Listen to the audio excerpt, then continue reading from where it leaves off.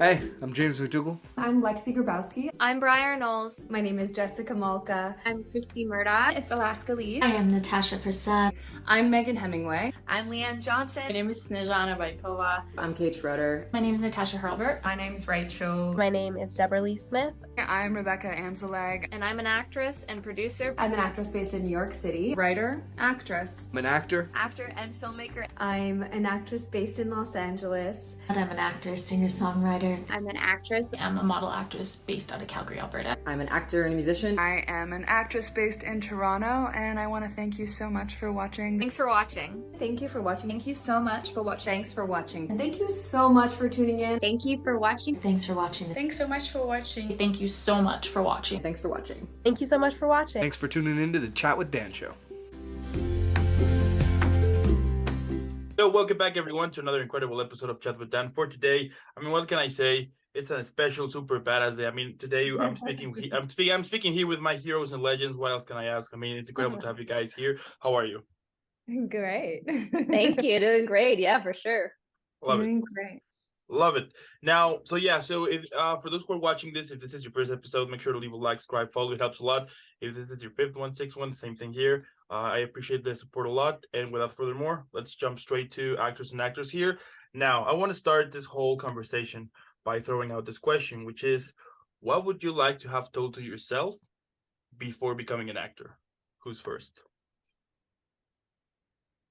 I can go first. Okay. Yeah, do you want to go? Jessica, go ahead if you want to go first. Well, so obviously, you start an acting career and you're just so into your own being. I think I would have loved to been told to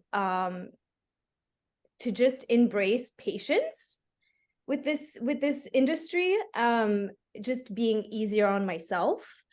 And I think most importantly is to really reinvest in myself. Like, this is something I should have done sooner, is really pushed harder for classes and voice and just really, I think reinvesting in yourself is probably the best thing you can do as an artist.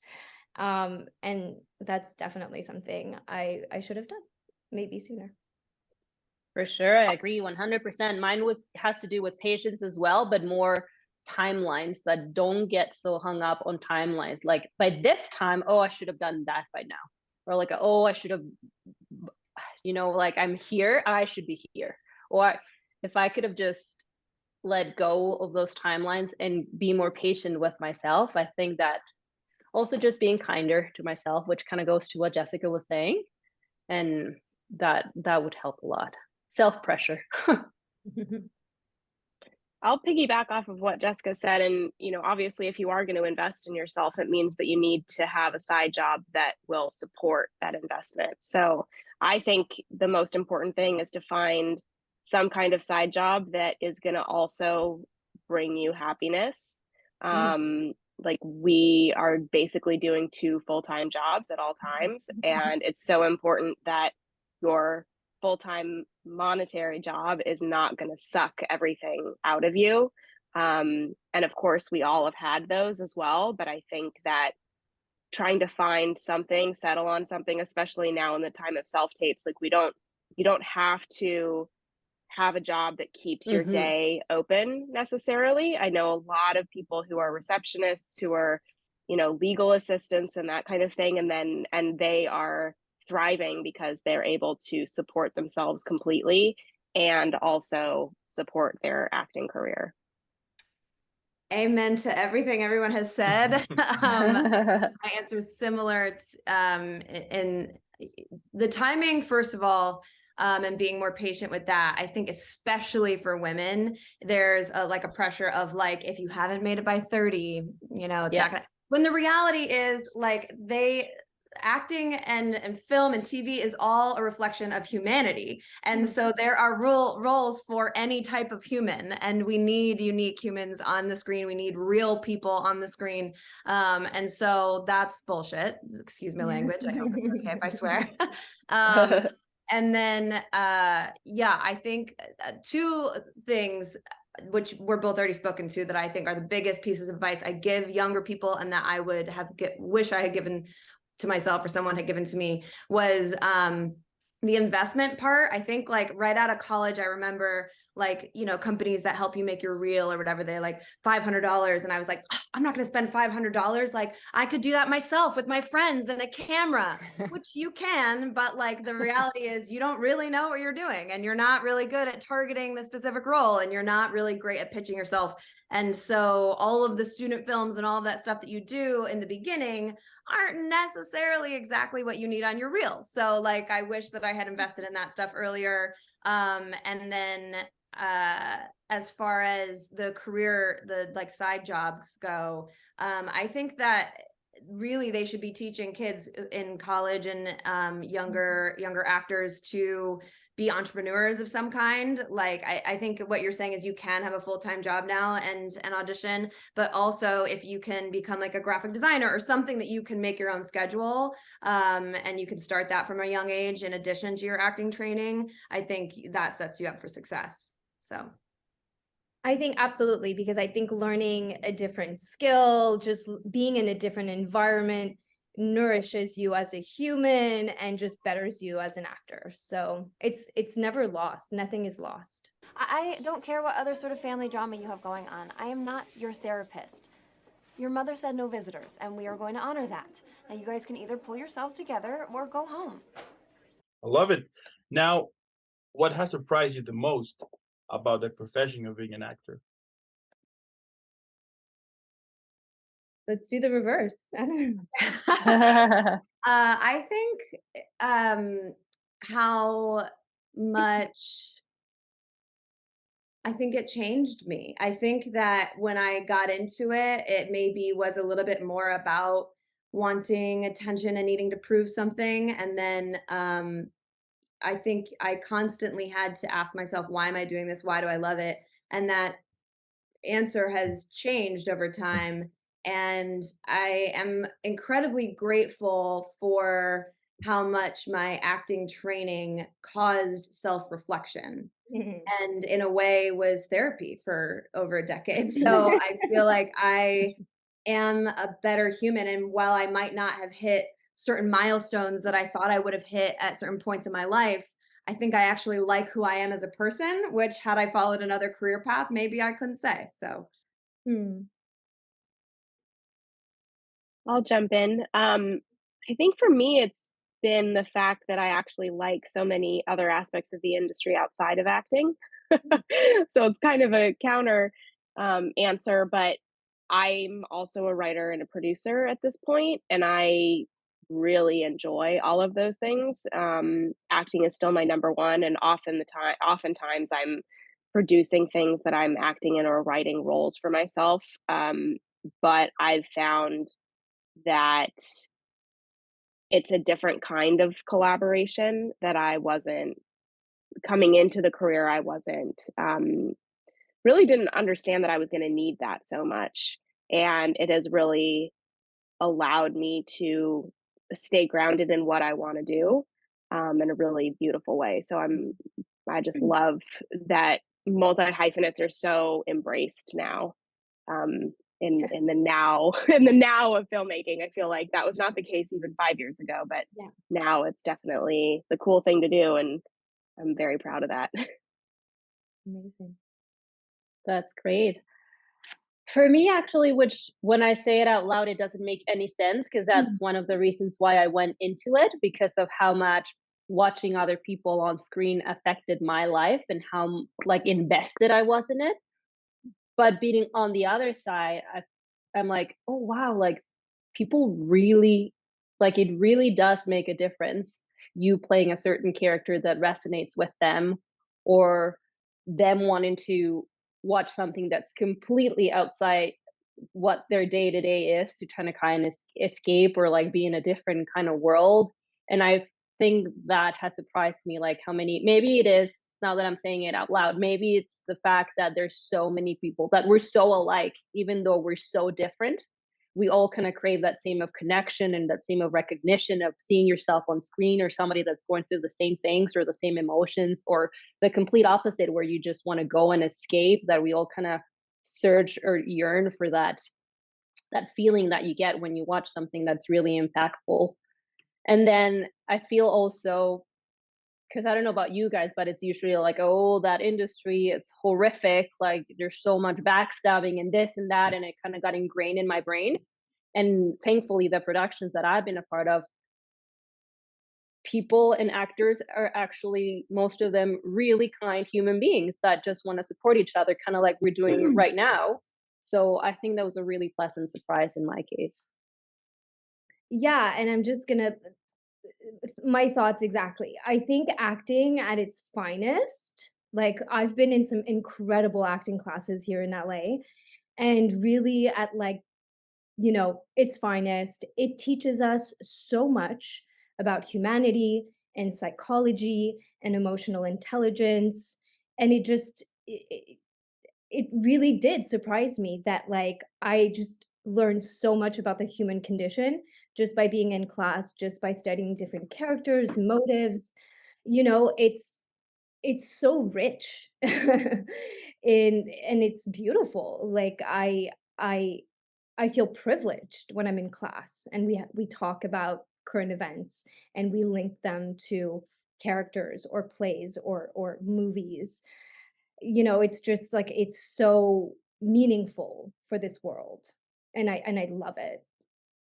Do you feel as actors that you were not doing something meaningful enough, or like, like there is a purpose to it?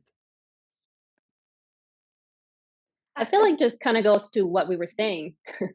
Exactly. On a personal level, like I know how much it impacts and affects me, and I see it around me with the people around me. So I do feel I mean, I know we're not curing cancer, but we might be helping the person with cancer get through their day, even if it's just for an hour and a half. So I think it's because it affects me so much, and I aspire to make that happen with every opportunity and every role and every character that I get, that I think we all do take it so seriously and not as a joke, that we can all agree, if I may speak for everyone, that we do it because of the impact that we want to have on other people. Yeah, I think certainly I've had those thoughts before. However, the reason I keep coming back to it and why I love it and why I will always continue to do it is that acting is my favorite form of communication, because through the storytelling, I am telling the audience in a storytelling manner that they're not alone, right? Is that we're sharing this human experience. And I think that there are so many subjects that are hard to just have conversations about, or people get too highly emotional when you're debating them. But when you put it in the form of a story in front of them, you can reach them on an empathetic level. So I think that it's incredibly important. I think, I mean, I have my own stories, you know, about my favorite one is I was doing children's theater. We did like abridged classics at elementary schools in around Southern California. And it's not like the most glamorous form of acting, right? Like there's almost like a little bit of embarrassment where you're like, ah, it's kind of like how I started my career. But like I was doing a Christmas Carol and we got a grant to go to a region of schools that didn't have money for the arts. And we were performing for elementary school because there was a 5-year-old, 6-year-old in kindergarten that a teacher came up to us after the show, and the teacher whispered to us before she introduced the kid. She said, he just got out of the hospital for suicide watch, which I didn't know a 6-year-old could be. And she said, this is the first time I've seen him laugh since he got back to school. So thank you. Can he have your autograph? And I was like, yes. Oh my God. So it's like, I think you want a big audience as an actor, but those are really the people that we do it for. And then going back to the psychology before, I think that it has in my own life made me a better listener and a better empath. So I think not only am I affecting people on stage, but I think I'm a better friend and family member to the people around me. And I think that is important too. Yeah, I think when when I started out as an actress, it was very self-centered. It was about me and what what I needed to do and what, like my role, and as I progress in this career, I realized no, it's not about me, right? We realize it's not about us, it's about the story, it's about like what this character brings, the message. What is the message behind, this story, this character, why you're there, there's a reason. And yeah, for me it's just like as you navigate through that and you realize that it's not about you, it's about a collaborative process. And yeah, the fact that this whole process enables this like growth in social empathy, like I think it's it makes so much sense to me now. And like I know that my talent, all of our talents have, it has a purpose. It has a purpose, and that purpose is to add to that community, that global community, and that global empathy that we want to just rise. Like, yeah. There you go. I don't really have anything to say. I mean, I think storytelling is our oldest form of communication, and actors are just continuing that form and that tradition of communication. And I feel very privileged that I have the ability to choose that that's how I want to spend my time. Beth, honey, I'm gonna run some errands. You gonna be okay? Yeah, Dad, I'll be fine. Sweetie.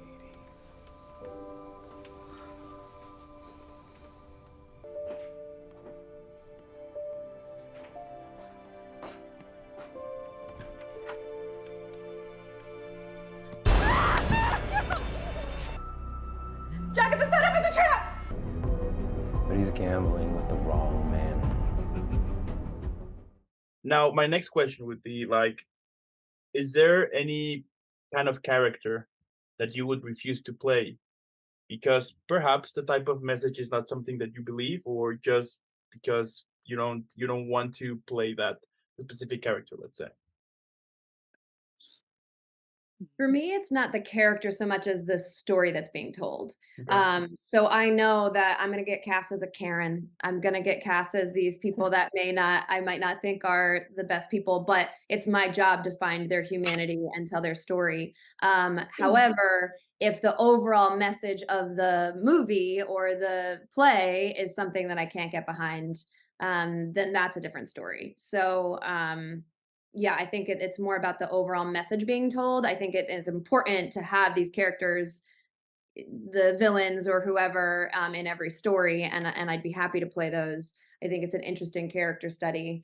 And then there's stuff like I'm a vegetarian, and I'm like, would I eat a burger for a McDonald's commercial? And I probably, yeah, because it pays really well. But honest answer. Honest answer.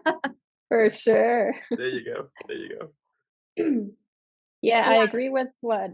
Go ahead, Jessica. No, I was just gonna say the same thing, where it's just like, we can't judge a character. We need to learn Exactly. like the thought process, their upbringing, their motives, what brought them to be this way. It's not our response. We don't judge characters. We learn to understand their humanity.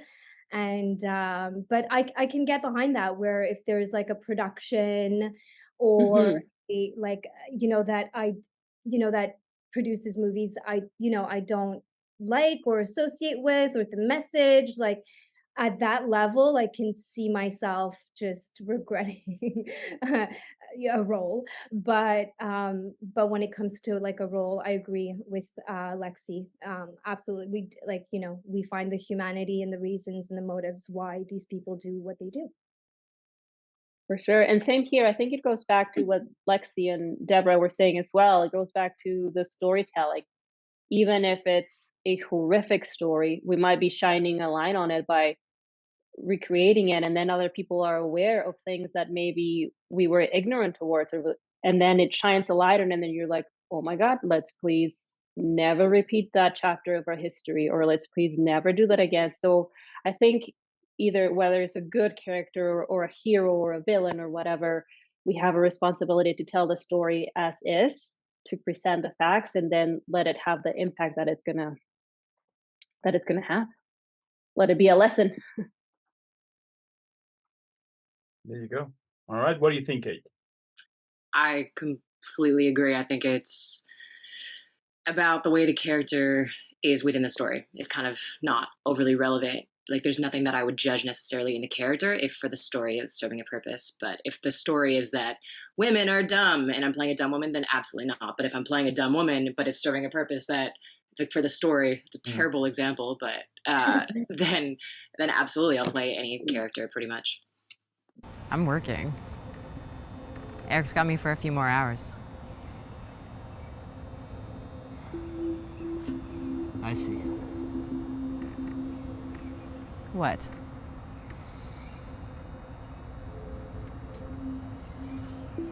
My boss, Terry? It's my job, Lucas. You know it's my job. We talked about this. I know you like baseball. I do today. Come on. It's a favor for Joe. It was last minute. Now, do you take home your characters? And has it ever affected you in a negative way? I try. I definitely try not to take home my characters. At the end of the day, I try to think, like, you know, did we get the take? Did I do my best? What could I, like, how, you know, that it's sort of, I check in with myself and my performance, but I'm not like taking home like that character. That being said, I've played parts that have kind of a little troubled me afterwards, just because of experiencing the things that character experienced within that day. So I've had a few moments where, you know, I was like taking my shower being like, woof, like, let that shit go, you know, like it's not easy. It's not always like, oh, it's switch, like, goodbye, we're done. Sometimes I do feel it, but, you know, generally I try to just be like, we're done here. Did I do good? Like, what's next and what's tomorrow? Like, yeah. It's funny you say that, because that happened to me. Like, and it wasn't even like a professional role. It was, while I was still in school, in film school, and I was playing a girl that had been abused, and my teachers kept trying to check in with me and like, are you sure you're okay? And I'm like, yeah, I'm fine. Like, it's just like, switch, I'm done. And then like an hour or so later that I went home and I was like shaking, and my sister's like, why are you shaking? And I was like, oh my God, I guess it did affect me. And you're right, you kind of have to like take a deep breath, decompress, learn that even though the emotion is real, you're no longer there. You have to let it go. So I think that one has been the one that has stuck with me the most in that sense. And for sure, what Jessica says as well, like, you go back, I think maybe I overdo it and you overanalyze, and then like, maybe I should have looked this way instead of that way, when in reality it doesn't even matter that much, but it's just something we do. Yeah, something that we do, or I do. Yeah, there's always that when you're on the way home from the audition, you're like, oh, I should have done for sure. Yeah. I only have one character that I think I've played some of the harder ones, like abuse and suicide ideation and that sort of stuff, and that's heavy and hard. But the one that came home with me the most, I was really attracted to playing this character who wore her heart on her sleeves all the time, really abrasive, like fought with her boyfriend all the time. And I was interested in that because it's a little different from me. And then I started to bring her home a little bit. I remember like slamming the door in my boyfriend's face, and like, I was like, oh, that's new. That's not me. Yeah, I think I definitely try to, if I'm playing a character for a long time, and to be completely honest, most of the deep dives I've done have been in a classroom setting for like long-term scene studies. But in those cases, I kind of do try to find if there's something from the character that I want to learn to keep for myself, in terms of like, yeah, maybe this character is braver than I am. Maybe this character has a funnier sense of humor in these situations than I do, or trying to find those things that do end up, I think, changing me.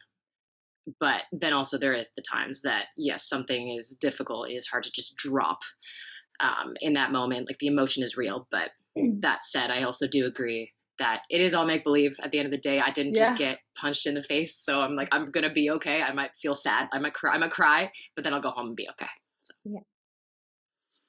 I always think horror is more fun to make than it is to watch because of that. It's like, I bet. You're like in the makeup chair and you get all this like fake blood and everything. So you're like very aware that it's not real, you know? Yeah. Although so I think then it depends on what the horror is. Obviously, if you're being like held down and like the physical things can like live in your body a little bit more. So I was gonna say I've done not a lot, but like I've done a few physical things where I came home and the next morning I woke up and I couldn't move my back. And I literally called my agent and I was like, I can't get up. I can't even, like it hurts so much. And she was like, okay, kid, like you'll be fine. There'll be a medic on set. Like you just have to go. Yeah. And that's tough. Or like, yeah, just like physical scenes. And I just come home and I'm like, oh my God, like bruised. Like this was physical and tough. Like, yeah, it happens.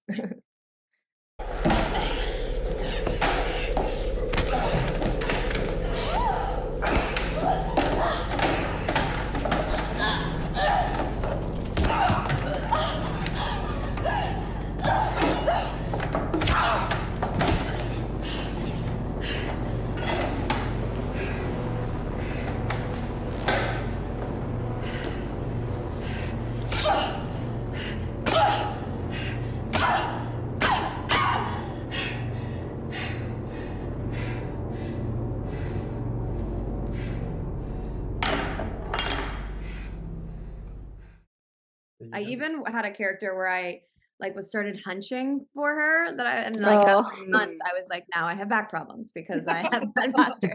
Yeah, the physicality for sure. So weird. Yeah.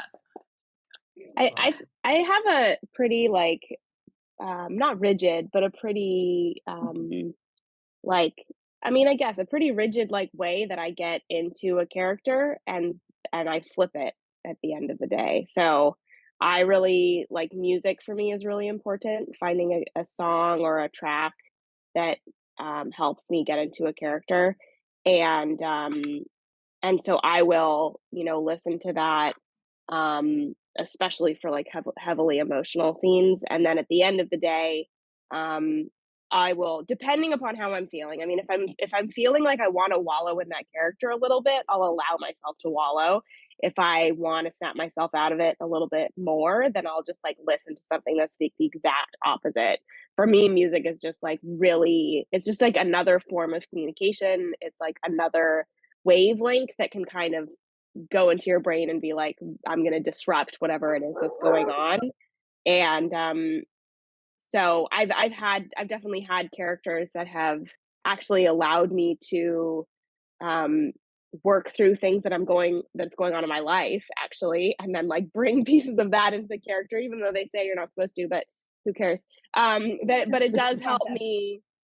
Yeah, it helps me process things. And honestly, I find that rule a little ridiculous because again, we are just telling stories. And so if I'm bringing a piece of myself into this storytelling, that is just the way that I tell stories. And so for me, I really find that being able to music, I have a dog that like, I know that as soon as I'm home with my dog, it just everything flips as soon as I'm kind of out of that environment.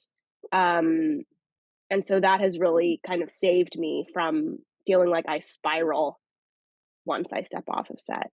And that for auditions as well. Like I've gotten quite good at letting go of results or feeling like the like, oh, shoulda, coulda, woulda game. I also think though, because I produce, that I have seen so many auditions that it also allows me to kind of step away from it and be like, it doesn't matter. Like they're either gonna like my face and feel like this face might be in the character or not.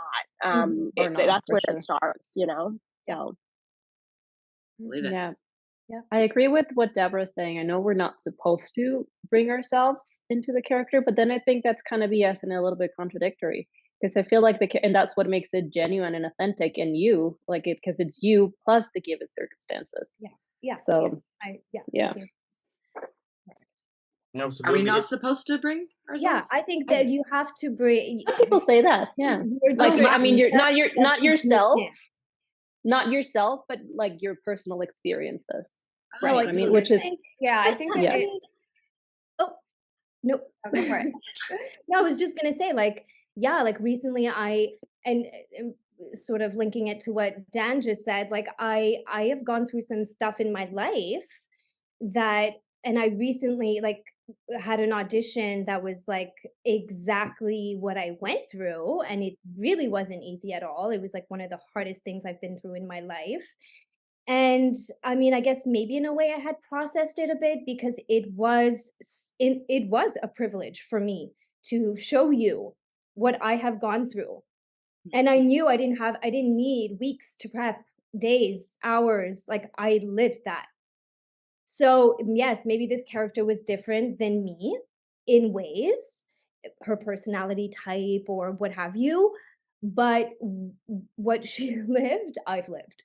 And so for me, it was, I didn't need, like, there was no need to prep in that sense. Like you're like, unfortunately, I've got this. Yeah. And I mean, like, and so like you saw me, but you saw this character because she was obviously not me, but there was a lot of me in it. And I think that's what is unique about all of us. We've all been through things, and it's how you whatever your essence eventually, like, and that's the same concept. Like, do they like my face or not? It's like, do they like my essence or not?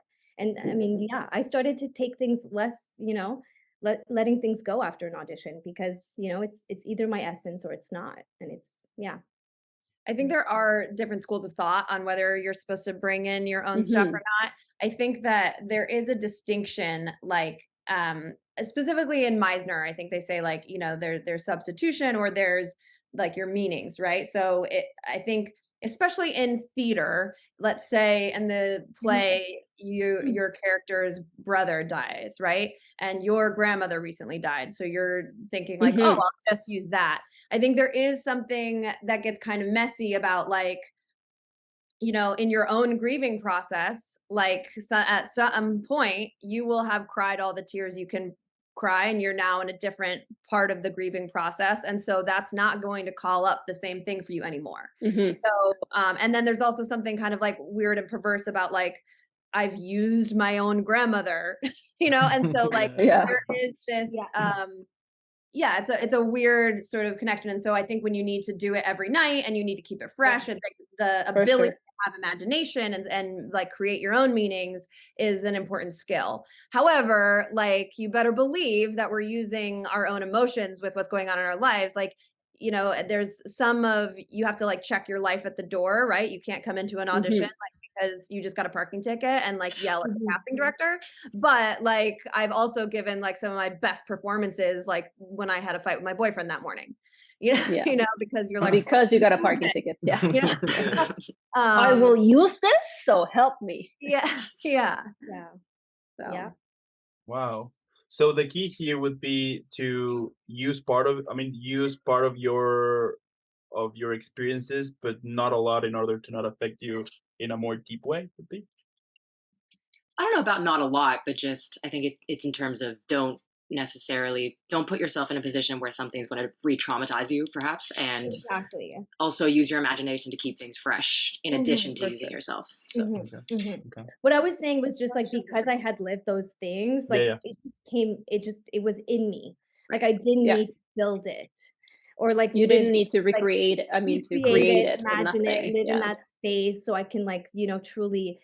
But I totally agree. Like, if you're doing theater, and you gotta like cry on cue at that moment because of those circumstances, like you might. I would not recommend you doing that, because like eventually, yeah, that feeling won't have the same impact, and it might affect your performance. I think, yeah, I think creating our own process and like doing, but yeah, being careful with your own emotions for sure. And I think it's like emotion versus story, right? It's like we're always using our own emotions. Like you might tap into a character that has a similar experience because you're like, oh, I get that. I've been there. But you're still putting in the imaginary circumstances. So it's always us coming through the imaginary circumstances. So our emotions are always going to be a part of it. It's like you have to use your body and your vessel in that way.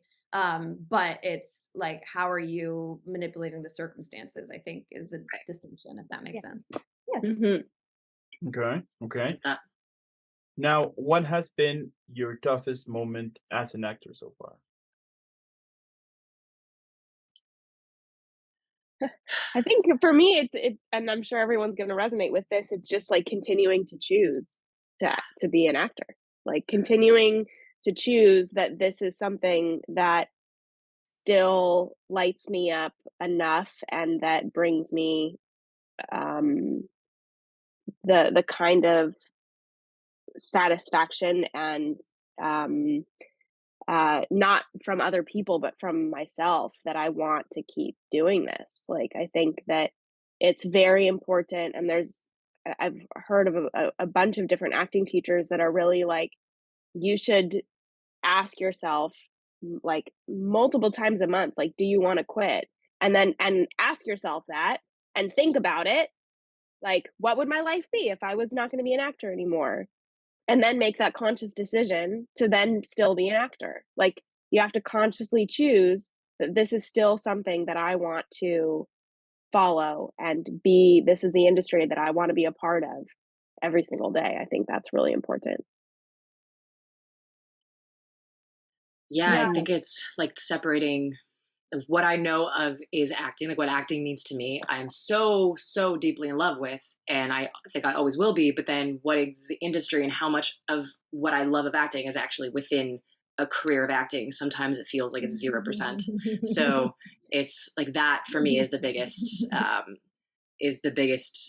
the hardest thing. So I think it's the same, very much in the same vein of like choosing it. And then why am I choosing it? Am I making sure I'm getting enough acting in a life of acting, if that makes any sense. Of course. Yeah. Yeah, I was just gonna say, like, rejection is 95% of this industry. So it's, it's a tough one. It's a tough one because we're all so passionate about it. We're so in love with it, and we get rejected 9.5 times out of 10. So it's a bit demented, but yeah, like, I mean, again, choosing to follow your dream, choosing to actually live, to pursue your passion. Like, I think I would have a harder time giving this up and doing a 9 to 5 or doing a completely different career. Like, I would have a harder time. My soul would hurt. And so at the end of the day, like, yeah, I get rejected a lot. Yeah, I don't make enough money. Like, it sucks, but my soul wants it. Like, what else am I gonna do? Like, yeah. Yeah, I think it's hard to pick a specific moment because when you first ask the question, there's a lot of sound bites that come to mind, like things that people have said to me. There's moments that I've fallen on my face, bombed in like the word of a stand-up comedian. I have those moments for sure. And we can tend to remember those moments more clearly than all the affirmation and the good moments. However, I definitely agree with Deborah that it is more about the hardest thing is the continued sort of commitment to it. And I think it is like the mark of success more than anything else in this industry is your stick-to-itiveness and your longevity. Because I think if you stay committed in the long run, you hear all these stories about this like overnight success of 20 years, And I think that is the thing. And whether, even if you ask yourself, like, am I going to quit every month? And then you do. Like, some people do quit for a month or two or 6 months or a year, and then they come back. And so I think it is constantly coming back to it and finding different ways in which to live with it. I think a big turning point for me was just realizing this will always be a part of my life in some way or another. And that is going to look different at different times of my life. But it is never something, even if I did have to take a 9 to 5 for a couple of years, I'm not quitting, you know, I'm still pursuing it in my own way, writing my own pieces, you know, whatever it is. So I think it is the commitment that is the hardest, but the most, it's the hardest thing and also like the easiest choice to make if you love it. For sure. Yeah. I was going to say too, I think it kind of goes along with what everyone has been saying because I was going to say for me is the waiting in between like one edition to the other edition. Not even like waiting to hear whether I got it or not, just waiting to be like, I just want to do another edition. But so it kind of goes back into the same thing in that period of waiting of like, it's hard, but this is what I love. This is what I want to do. And life doesn't stop. So I keep doing my day to day. But at the back of my head, I was like, oh, I just really want to do another edition. And I just want to say, like, Lexi, you mentioned this earlier, like I feel pressure about like, oh my God, I didn't get this type of role by the age of, or like, oh my God, I'm getting to this age. And it's like, does this mean that it's never going to happen for me? Like, you know, like we have all these doubts, and it's a lot to navigate. But yeah, I think we can, even if, like you say, like you choose to like stop for a year or 3, like you don't stop being an actor. You know, and it's within us. It will always be, like, whether we're 12 or 70, it's just a question of choosing to live this life. Yeah. I will say I have a hard time completely relaxing. Like, I think I forced myself to leave town in order to relax, because I think when you have your day job, and then in your free time, I've been using air quotes a lot. Anyway, in your free time, you feel like there's always something I should be doing. Like, I should be practicing self-taping. I should be at a class. So there's always a should or a could of my acting career on top of everything else that I do. And so as long as I'm in my environment, in my city, so I find that, like, to truly relax, I have to like leave town. Because I have to like have that mental switch of like, I am on vacation and my purpose right now is to rest. And I think that's For just sure. as important as any other career. You have to be a whole person, and you have to be, especially because we use our bodies, you know, our emotions and our voices. Like, you have to take care of yourself. Yes. 100%. Yeah. Yeah. Yeah. That's amazing. Which, by the way, Lexi has visited almost all states, right? Yeah, 48. There you go. Oh, that's so cool. What's the best one and the worst one?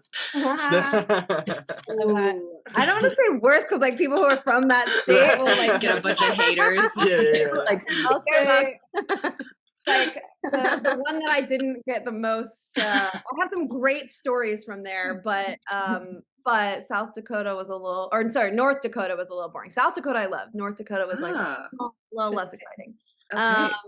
And then best is hard because like I feel like I've lived in like New York and California, you know, like are both and for sure. those 3 states, and there's 3 of my favorites, but cool. So. It's funny you say that because I have a friend from South Dakota, but I can't really take because she's clearly biased, and she says the same thing about North Dakota, but she's from South Dakota, so can't really trust her. A lot less happening in North Dakota. Like, I drove a lot, and it was a lot of farms. That's cool. That's awesome. Now, Beautiful. if you couldn't act, what would you pursue? I think I'd be doing music production. I am a musician, but I think I would be trying to be a little bit more business savvy with music. Cool. Yeah, I think that's probably for me. I think I'd want to be a kindergarten teacher. Okay. I love That's kids. cool. Yeah, like I love kids, and I've always wanted to do it. And that I was telling Dan the other day, like that's part of it why I wanted to go into acting, because I wanted to do so many things. Like, 'cause I want to be a teacher, I want to be a doctor, I want to be a lawyer, I want to be like. So I feel like I'd have a lot of ones to choose from. Let's try this one. Let's try this one. And then I was like, you know what? My life is only so many years. So acting. Yeah. I always felt like I was like just as an actor, just like because it sounds really weird, but it's like I've working to becoming a spy. This sounds so weird. But it's like Yes. just Sounds like the awesome. emotional intelligence you get, the skills that you build, like for me, it's like I do things outside of, obviously, of acting, like I dance, and now I just started a martial arts class. And these are all things that I like. This is like, but obviously it caters to my career as well, which I think is so interesting because you can have all these tools or learn different languages. It all helps your acting career, but it's all For amazing sure. for you as a person, as like again, I like mentioned the soul again, but it's just so good for you. So I think it's like so cool to be able to do different things. It all eventually relates to your acting career. It all adds to you.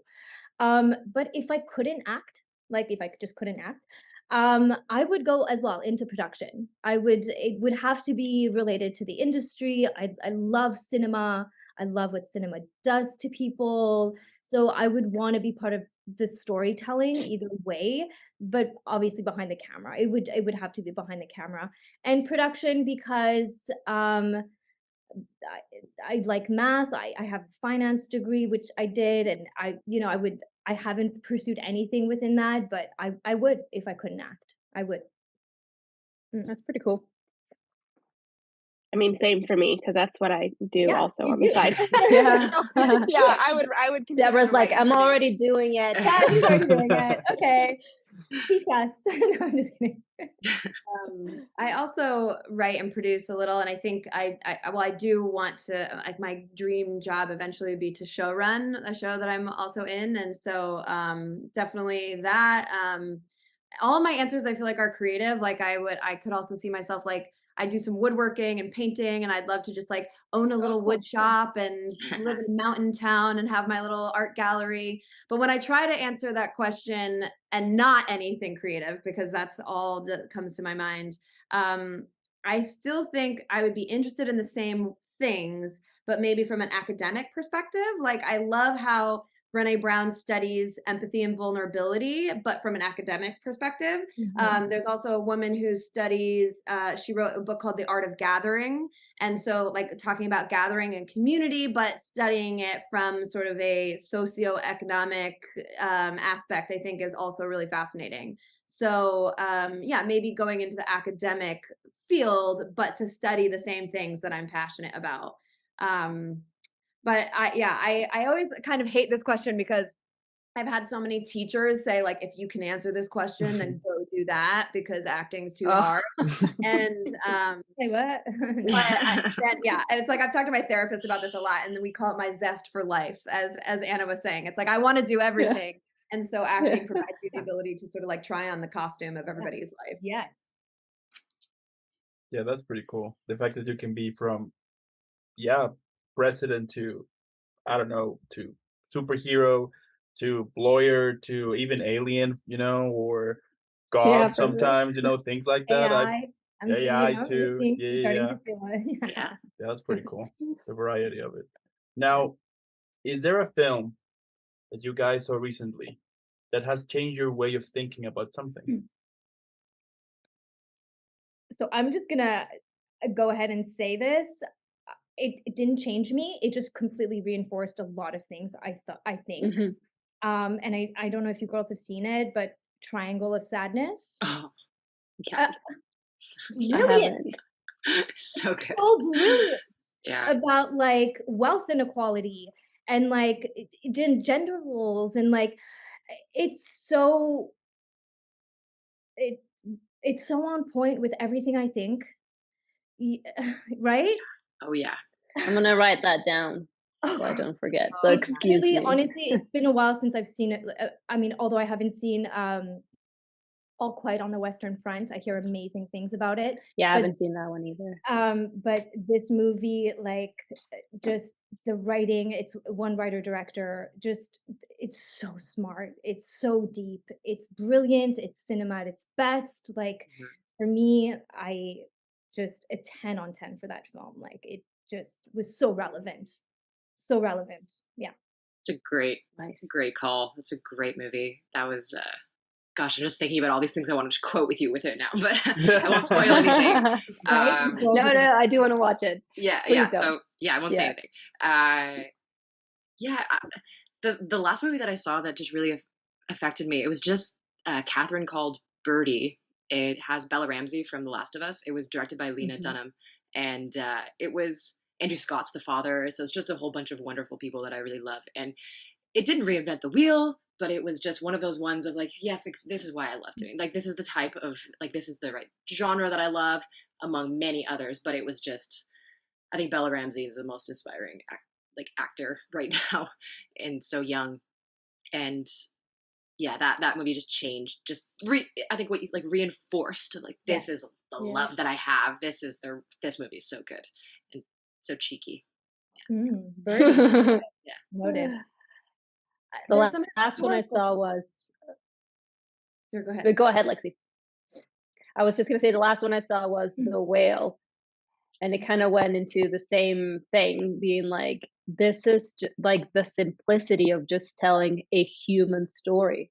I was like, this is amazing. It's like one set, like they're just like in house the whole time. I think like in total there's maybe like 4 or 5 actors, and there's no flash and it's just a human story. And like how much that moved me, I was like, oh my god, it's just there's just people having a conversation and feeling their emotions, and that to me was just like, oh my god, I was bawling by the end. I mean, I bawl with everything. I bawl with commercials, and I'm like, oh my god, this is just just story. It goes back to storytelling. It's truly just us. Yeah, and I have 2 more movies to watch. There's a lot of historical films that I think, going back to what you're talking about, like, you know, the power of what we do, of storytelling, is like, there's a lot of history that I didn't learn in school that I've learned from movies or TV shows, and that have a really big effect on our lives. And so I mean, I've learned more about like the Black Panthers from that movie that came out a couple years ago with Denzel Washington's son. Yes. And then there's a few a TV show about the women's right movement a few years ago in the 70s that had dementia and so, I mean, the star-studded cast, and now I can't remember the name of it, but like, I learned more about that movement. There was a movie that Tom Hanks was in over a decade ago, I want to say, called Charlie Wilson's War. Remember that? It was about the sort of the effect that the Cold War, hold for us. Oh my god, I need to stop with the air quotes. But they're very effective, though. Yes, but it was very much a very real war in Afghanistan and the Middle East, and so it sort of told the story of why the children that like lived through that war now hate America, and that what he was trying to convince is the government to build schools and sort of replenish the area after it was destroyed from fighting our war. And so I never knew that, and I wouldn't have had any understanding of that. So there's a lot of films and moments from films that I could quote, like, emotionally, that have taught me things, but I think especially historical films that are telling stories that I haven't heard and that are being skipped in history classes and all that. I'm going to add one for you, Anna, to watch. If you haven't seen Women Talking, you know what? Wait to see it. I know. I really wanted to see it, but I thought it was. I didn't know if it was gonna piss me. If it's like, is it about like injustice and stuff? Because that really boils my blood. Not really. It's. I haven't seen Triangle of Sadness, but it's high on my list. It's. I really want to see it, but Women Talking was one of the best films I've seen in years, and I think I'll watch it for sure then. for me, it was important to, this might be controversial, but like the whole like Oscars, like, you know, like women don't get nominated enough for Best Director. Sometimes I think that's true. Sometimes I think that it's blowing smoke and it's just a media grab of things. This year, seeing Women Talking and Sarah Polley not being nominated for Best Director, I am 100% like women are being discriminated against, because that film, it is the most masterful direction. It's just, I mean, you know, speaking to like The Whale, it's basically 5 women speaking in prose. It's almost a play, and there was not one moment where I wasn't completely engaged in them and their story. And it's based on a true story. It's based actually on women in, I think in South America, like a Mennonite community. What? Sorry, I think it was Chile or yeah, Argentina. it's a Mennonite, Chile or Argentina. Yeah, the Mennonite community in Chile and Argentina, and they've redone it so that it's based on a Mennonite community, kind of like in Pennsylvania. But it's so incredible, and it, for me, shows again like the importance of humanizing stories, and the fact that even though it's about Mennonite women, it's not. It's just about women in general, and the injustice and stuff like that, but also how people deal with trauma. The trauma is very beautifully handled, and it's not upsetting, or it's not like where you can't watch it, but it just shows how so many different people can all go through the same experience and all have a different way they want to handle it, a different way they want to retaliate about it. Like, it just shows how different people are, and I just think it's absolutely incredible. Yeah. It's based on a book as well, and it's Right. interesting to read about the author. She herself grew up mostly in a Mennonite community in Canada, and yeah, it's incredible. Can't wait to see that one. Nice. Whoa. Yes. Tell me, if you could change one thing right now about the whole film industry, what would it be and why? I think maybe it goes a little bit into what Deborah was saying. Like maybe, because I think it was same as you, Deborah. I was like, well, sometimes they don't get nominated because perhaps they didn't make the best film. Maybe you weren't the best at it type thing, which is probably clearly not right. So that's still, unfortunately, that's still a thing. Like sexism and racism, like sometimes I watch historical films and I can't remember. I mean, and it's not even historical. I think it was, to be honest, I think it was Outlander, which is set in like 1700s or whatever. So not historical at all. Some real But I was historical like, yeah, it's the realism of it that really caught me. No.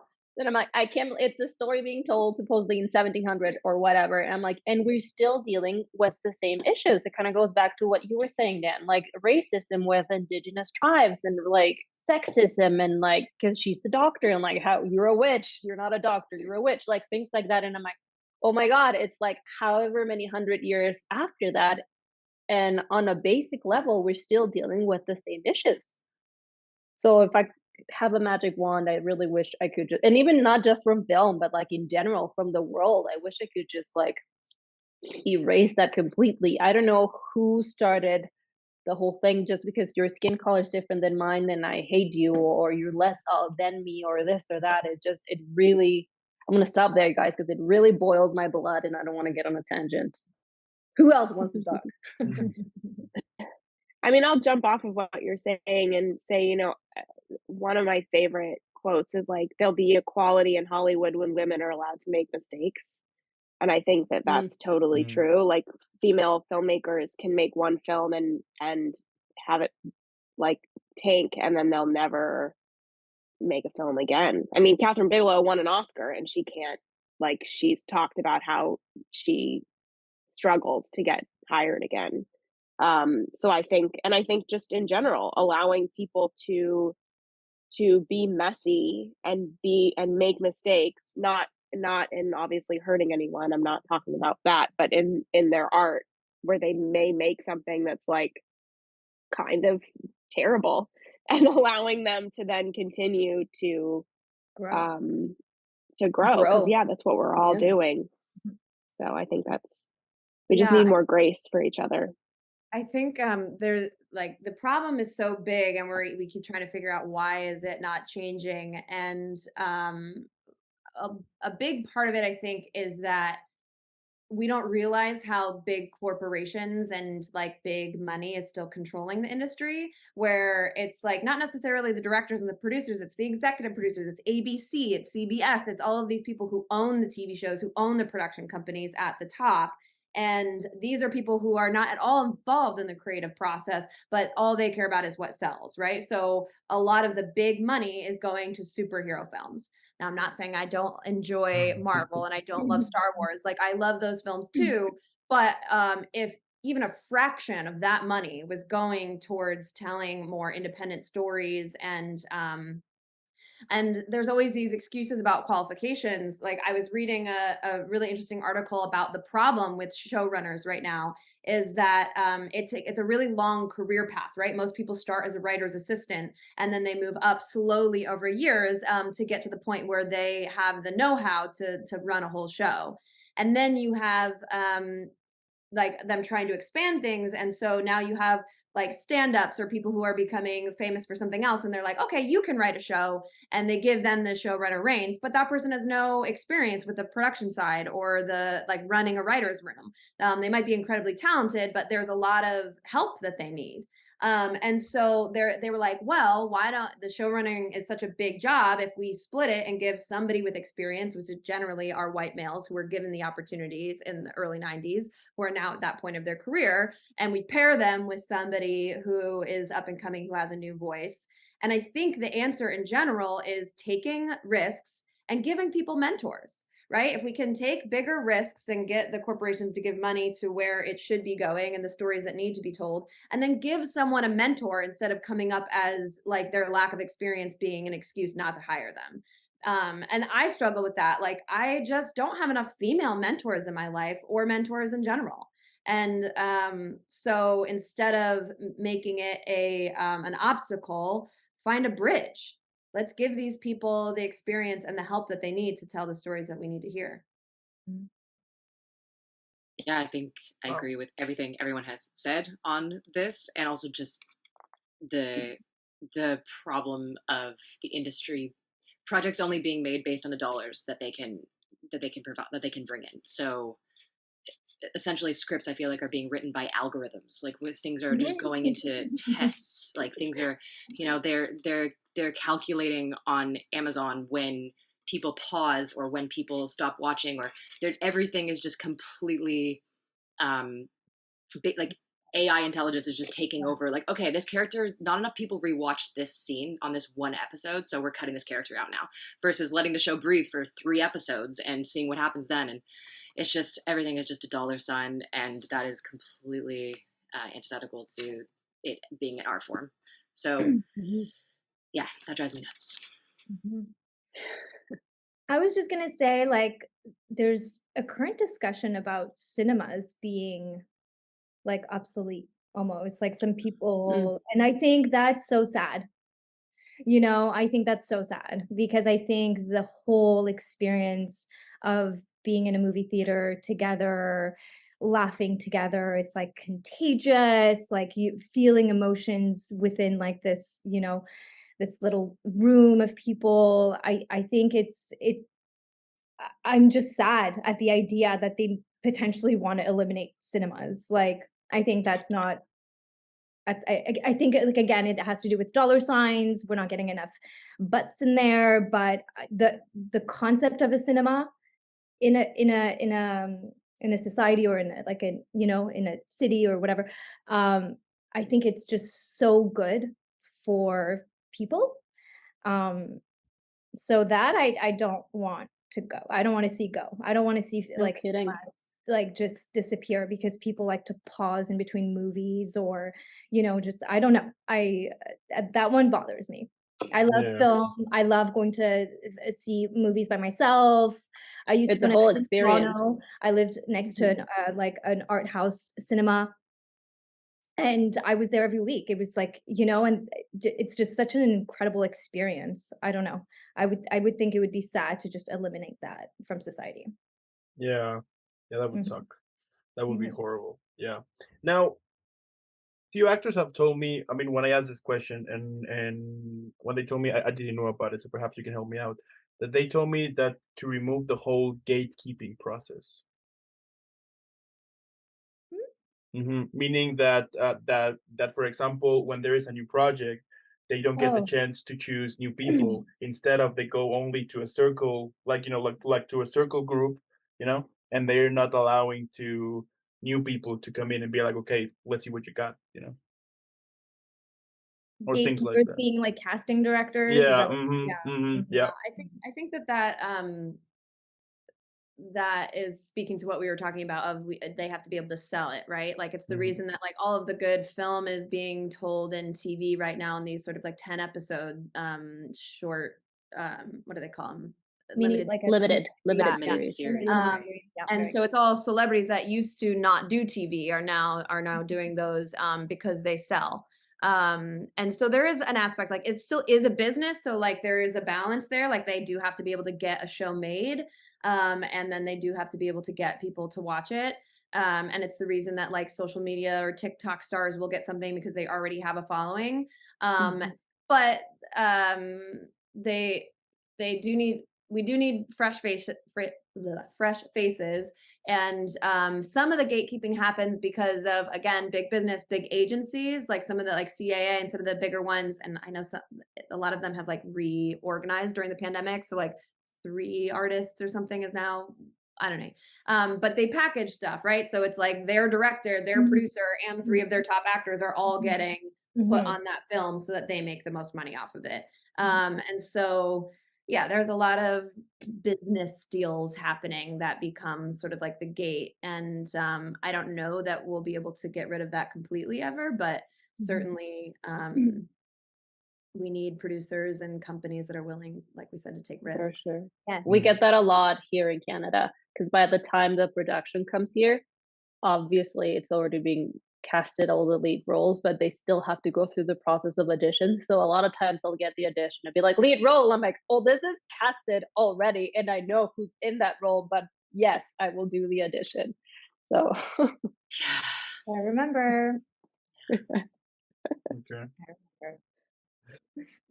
I love it. Now, my last question here would be, if we could describe this whole episode we just did, but on a film, how could we call it? Women talking. Hey, there you go. Yeah. Part Okay. Because it's gonna be the title of this video. Oh, okay. Don't listen to me. then not that one. Continues. Gonna get sued. Yeah. What would it be? That's all I can think of now, Lexi. Yeah. Sorry. It's a great title. Huh. Conversations of character and creativity. I don't know. I like that. That's to the point. That's solid. Okay. Kate, where are you? Like, I'm in where are you Toronto. from? Or where are you running? Oh, are you in Toronto? Okay. Nice. Yeah, yeah. Yay, cool. Yeah. I'm in So- Calgary. You're in Calgary? Oh, nice. My brother's in Calgary. Cool. And Jessica, you said you were in Toronto? I was. So I'm born and raised in Montreal, and then I lived in Toronto for a few nice. years before I came to LA. Oh, very cool. Yes. Very cool. Yeah. And Great. Lexi I and Deborah. was just gonna in LA, right? LA. No, Lexi's in New York. I like how I pointed to your little box, but that's where New York is. Right there. On See my it. screen, I'm above you, so. Hey. Got it. I was gonna see if we could like maybe like something North America like, but no. I like the one Deborah said. North American Baddies. Storytelling. We talk about storytelling a lot. Yeah. Oh, we did talk a lot about storytelling. That's fine. Okay. So which one? Because North American Baddies, it's in my head right now. North American Baddies, into storytelling, create, or what? Yeah, the official one, the nice one. Yeah, mashup. Yeah. All right. I'm gonna Baddies. Yeah, okay. I could put North American Baddies and then the rest of it. You know. Okay. I like it. That's I the like description. Yeah. Cool. I mean, what can I say, guys? I mean, it's incredible what you guys do, and I love it. I love all of your work here, but also it's super motivational and it is super inspiring. Let me tell you, because every now and then, for example, at least to me, when I'm having these thoughts about quitting here and there, I can see like a quick story of you guys doing something, and I'm like, hey, they are still doing it. I need to do it too. So get up and go. So it's incredible what you guys do.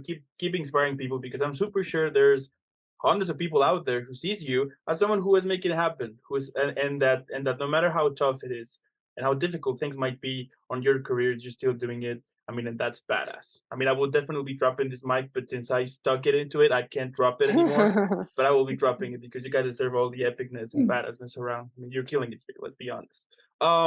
Right now, I also want to thank those who watch this and stay and basically stay the whole video. Thank you so much.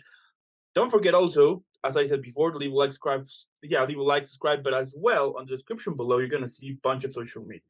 So you know the drill. Let's make them all viral. Hashtag Team Anna, hashtag Team Jessica, hashtag Team Deborah, hashtag Team Lexi, and hashtag Team Kate, because they're all incredible. And again, guys, thank you so much.